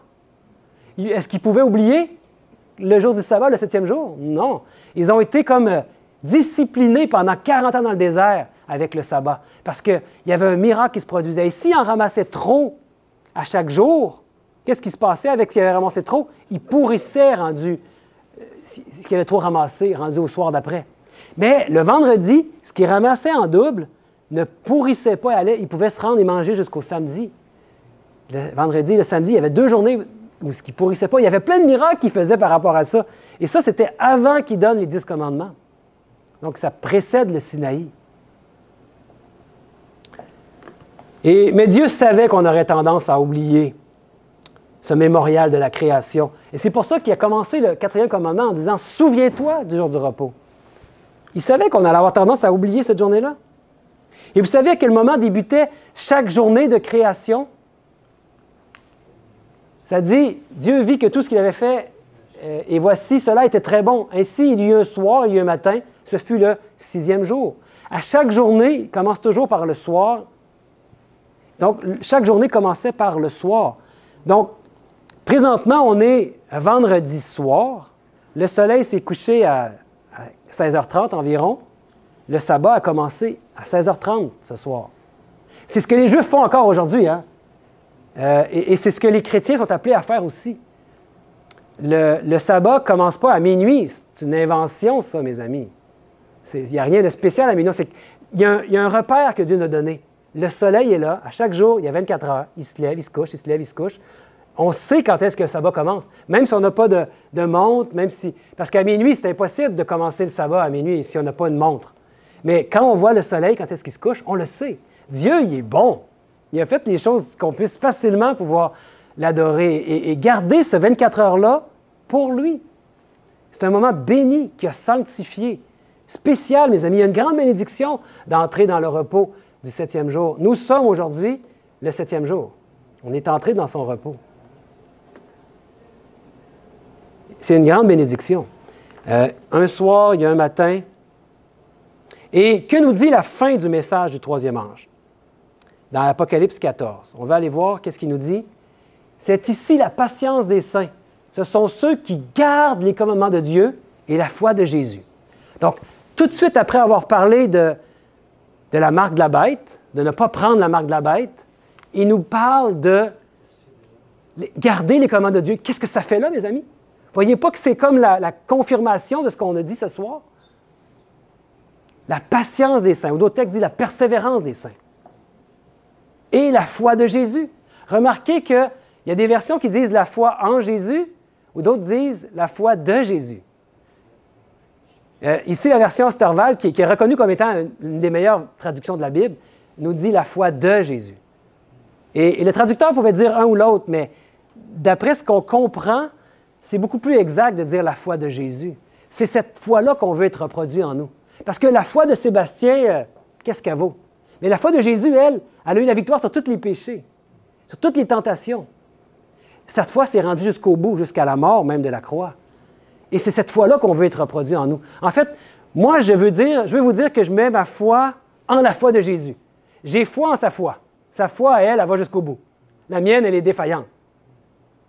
Puis sa foi, elle, va transporter des montagnes. C'est pour ça qu'il dit qu'on va faire des choses même plus grandes que lui. Parce que quand la foi de Jésus est reproduite dans un peuple, imaginez-vous, quand il y avait un Jésus sur cette terre, c'était puissant, mais imaginez-vous un peuple de Jésus. Je parle au niveau symbolique. S'il vit en nous, on devient un peuple qui représente Jésus. Par son esprit, il habite en nous. Et qu'est-ce qu'il dit dans Apocalypse 22, 14? « Heureux ceux qui observent ses commandements, afin d'avoir droit à l'arbre de vie et d'entrer par les portes dans la ville. » C'est pas rien, mes amis. Et un autre texte, dans 1 Jean 2, 3, nous dit « Et par ceci, nous savons que nous l'avons connu, savoir si nous gardons ses commandements. » Ça veut dire que si on ne garde pas ses commandements, on ne l'a pas connu. La connaissance de Dieu, il dit « Car la vie éternelle, c'est de te connaître, toi, le seul vrai Dieu, et celui que tu as envoyé, Jésus-Christ. » Connaître les deux. La connaissance, ça veut dire, au terme biblique, connaître, là, c'est comme une relation. Même, il disait quand tel patriarche avait connu sa femme, hein, ça voulait dire qu'il y avait eu une relation sexuelle. C'est une relation d'intimité, c'est ça que ça veut dire. Connaître Dieu, ça veut dire avoir une intimité avec lui. Donc, est-ce qu'on a connu Dieu? Est-ce qu'on a eu cette intimité-là avec lui, qui nous révèle des choses puis qu'on est prêt à les accepter, même si ça bouscule notre univers? Parce que là, peut-être vous vous dites, mais qu'est-ce que je vais faire? Je ne suis pas pour faire le sabbat du 7e jour. Qu'est-ce que va dire mon Église? Peut-être que ces questions-là vous traversent l'esprit. Mais chacun des êtres humains de cette terre va devoir se positionner. Et quiconque va aimer plus sa femme ou sa mère ou sa belle-mère ou sa belle-sœur plus que moi n'est pas digne de mon royaume. Donc, chacun va se positionner. Il y a des gens peut-être qui vont se positionner grâce à votre témoignage, mes amis. Il ne faut pas négliger cet aspect. Puis, Jésus a dit dans Jean 14, « Si vous m'aimez, gardez mes commandements. » C'est une question d'amour. Ce n'est pas une question de faire la loi pour être sauvé. Oubliez ça. Beaucoup sont tombés dans ce piège. Mais il y a une alliance qu'il veut faire avec nous. Vous savez, il a fait une alliance avec son peuple. Et le peuple hébreu a entendu l'alliance au Sinaï et ils ont promis à Dieu, ils ont dit, « Nous le ferons. » Ils ont entendu la loi, puis ils ont répondu ça. Nous le ferons. Et ça n'a pas été long qu'ils ont fait un veau d'or. Hein. Ils n'ont pas réussi parce que Dieu n'a jamais demandé qu'on signe en bas de l'alliance, en bas d'un contrat. C'est des promesses qu'il fait. Il dit, regarde, je te promets que tu n'auras plus le goût de voler, tu n'auras plus le goût de tuer, tu vas avoir le goût de faire mon sabbat, le 7e jour. Il promet qu'il va le faire en nous. Puis il dit quelque chose qui s'adresse à nous aujourd'hui, qui a été repris par l'apôtre Jean, dans Jean 14, il dit, c'est Jésus qui parle, mais il dit, « Voici l'alliance que je ferai avec la maison d'Israël après ces jours-là, dit l'Éternel. Je mettrai ma loi au-dedans d'eux, je l'écrirai dans leur cœur, et je serai leur Dieu, et ils seront mon peuple. » Et si vous restez demain, et particulièrement dimanche, vous allez comprendre qui est l'Israël aujourd'hui. Parce qu'il y a beaucoup de choses qui est dites dans notre monde aujourd'hui, mais on veut savoir ce que la Bible nous dit sur l'Israël. Nous sommes appelés à être l'Israël aujourd'hui. Et vous allez le voir, je vais vous le démontrer par les Saintes Écritures. Ça va être une évidence. Et c'est en nous qu'il veut mettre sa loi. Il veut l'écrire dans notre cœur. Voilà l'alliance qu'il veut faire avec nous. Ce n'est pas une question légaliste. Mes frères et sœurs, il y a vraiment une bonne nouvelle annoncée au monde en ces temps de la fin. On n'a pas à leur annoncer une mauvaise nouvelle, les gens autour de nous, mais une vraiment bonne nouvelle. Jésus revient bientôt. Puis, on est invité à être parmi ces gens qui vont recevoir le sceau de Dieu. Puis on ne veut pas garder ces vérités-là pour nous-mêmes, on veut que le plus grand nombre puisse le savoir. Il dit, « Venez à moi, vous tous qui êtes fatigués et chargés, je vous donnerai du repos. Prenez mon joug sur vous et recevez mes instructions, car je suis doux et humble de cœur. Vous trouverez du repos pour vos âmes, car mon joug est doux et mon fardeau est léger. » Il ne veut pas mettre des fardeaux sur nous qu'on ne serait pas capable de porter. Et si on est sur le même joug que Jésus, le fardeau devient léger. Vous savez, c'est quoi un joug, hein? Ils prenaient ça à l'époque là, pour mettre des animaux ensemble avec une pièce de bois par les épaules hein, qui tiraient. Les deux animaux tiraient. Si on est sur le même joug que Jésus, là, c'est qui tire le plus fort, vous pensez? Est-ce que c'est nous? Non, on a juste à suivre. Hein? J'ai l'impression qu'il est tellement fort hein, qu'on on ne porte même pas à terre à côté de lui. On a juste à se laisser transporter. On lui donne le siège du conducteur. Vas-y, conduis. Puis moi, je te fais confiance. Puis il nous dit que c'est doux. Son repos est doux. Vaut mieux se laisser aller avec lui que de résister. Donc, on est appelé dès aujourd'hui à cesser toutes nos œuvres mortes et à accepter de nous reposer dans les œuvres parfaites de notre Dieu créateur. Œuvre totalement accomplie en son Fils unique, Jésus notre Sauveur. Et ça va être le repos pour notre âme. Un véritable repos. Le sabbat chrétien, c'est le 7e jour. Et quelle est la seule manière de trouver le repos? Et c'est mon dernier texte pour ce soir, je pense. Non, il m'en reste 2. Or, si nous sommes morts avec Christ, nous croyons que nous vivrons aussi avec lui. Donc, le véritable repos, c'est la mort. Mais on vit, mais on est mort.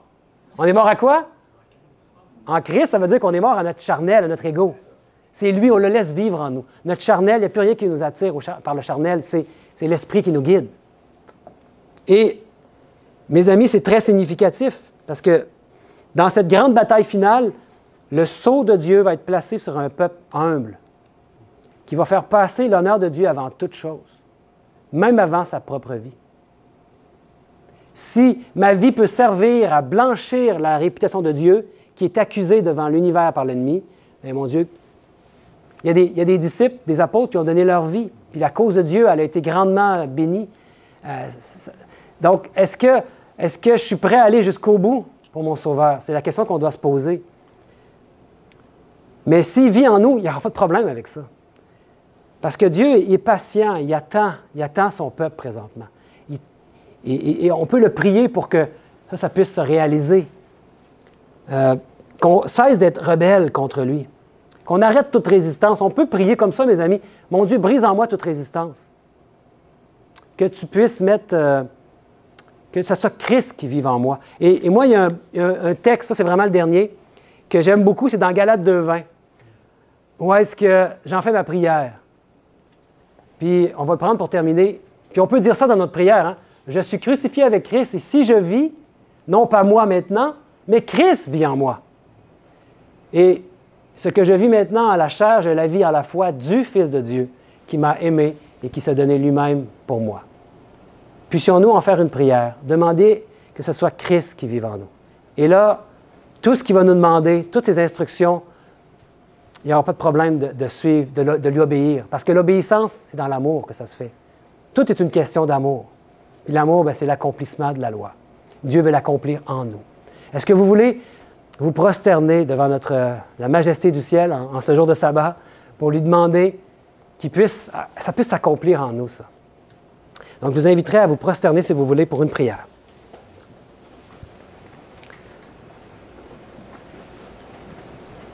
Bon Père éternel, je sais que ce message peut être confrontant.